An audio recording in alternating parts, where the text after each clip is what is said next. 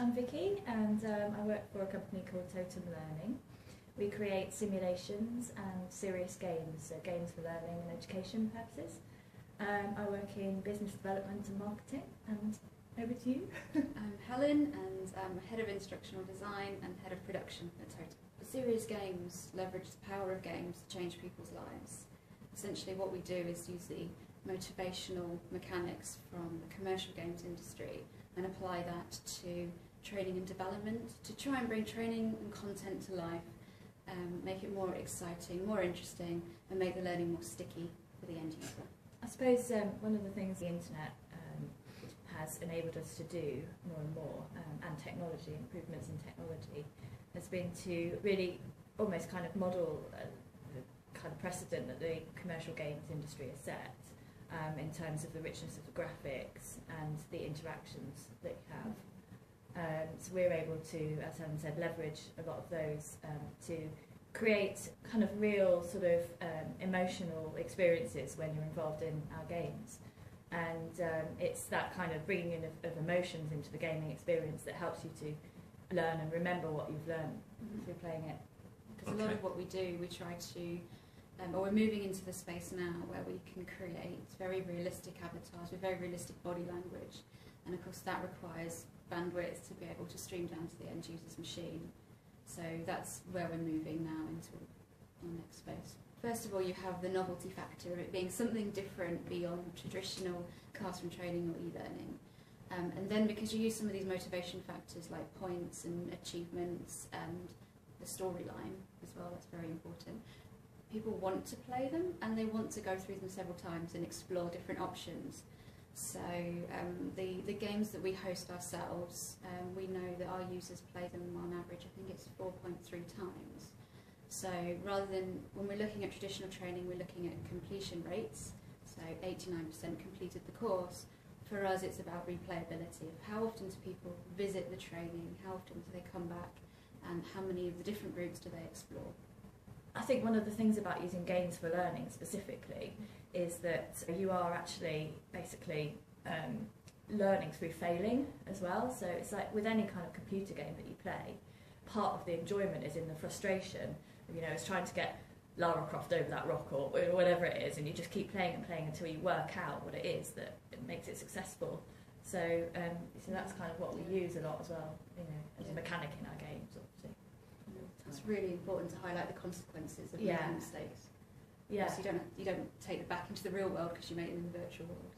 That's it. So it's not telling people like this is how it's done. It's letting them work it out for themselves and find it out for themselves. So it puts the ownership much more in the player or the learner. The areas that Totem Learning specialise in are the education and the corporate sectors, and we mainly focus on soft skills development. You know, and if you're talking about leadership skills and things like that, you don't want somebody to just go out there and lead a team and just practice on their real employees. You know, it's much better if they practice in this safe to fail environment, as we say.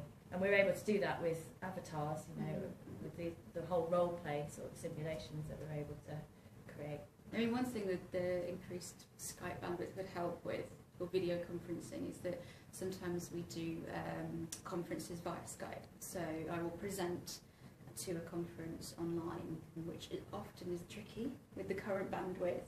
So I presented to the Serious Games Association Singapore last year and had a 20-minute slot, but a lot of that 20 minutes was taken up with technical issues of we can't hear you or you're frozen.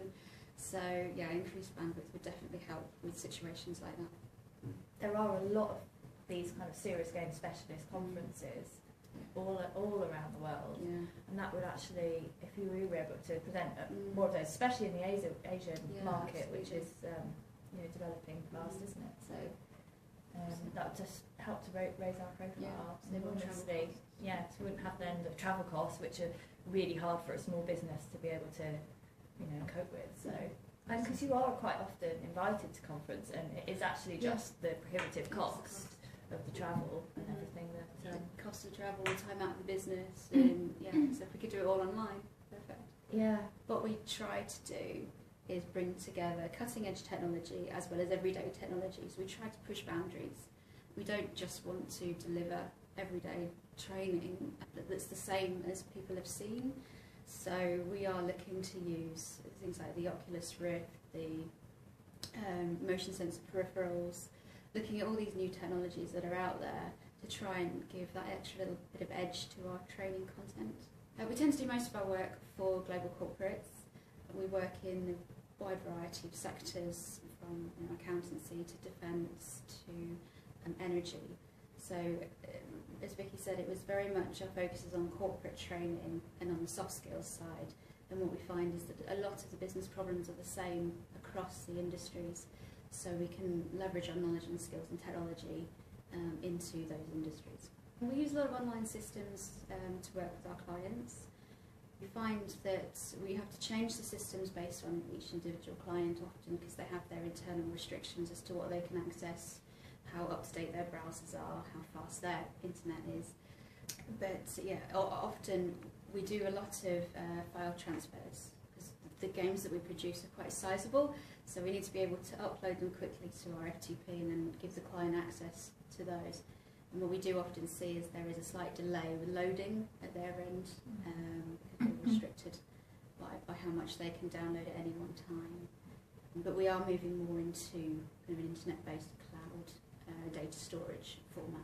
But again, I think it would really help with our client relationships as well, at the sales stage as well as like afterwards, because we do need to be able to demo and share screens and so on, and talk through our games. Often over the internet, so sometimes obviously not having that super fast broadband that can make it quite difficult to be able to show what we're because often there's something that happens very quickly on screen, an animation or a movement, and if the frame rate is too low, then you've got to explain to the client, well actually it's a really smooth animation at our end, but of course you're seeing it slightly jerky. We have a multiplayer leadership development product that is played by people around the world in teams, and we've used the product in classroom situations, face to face, where we're all wired into a hub and everyone's connected on a very stable network, and we've seen immense results from a 3-hour session using our leadership game. What we really want to do is to roll that out so we can play that over the internet. Ideally over Wi-Fi connections. We want to take it and expand it onto mobile devices. So increased bandwidth, increased super fast internet would really help realise that vision. Our leadership game product, we know we want to roll it out to a wider audience, and we know that we need better internet to do that. We don't want to be reliable on people being in the same room connected physically to the same hardware. Exactly, yes, and I think that's one of the things that's really important about the leadership game specifically, is that as long as we can access this kind of wide community of experts, basically, the game then becomes just a platform. The content in there is almost irrelevant, because what you're doing is you're drawing on people's expertise from all around the world.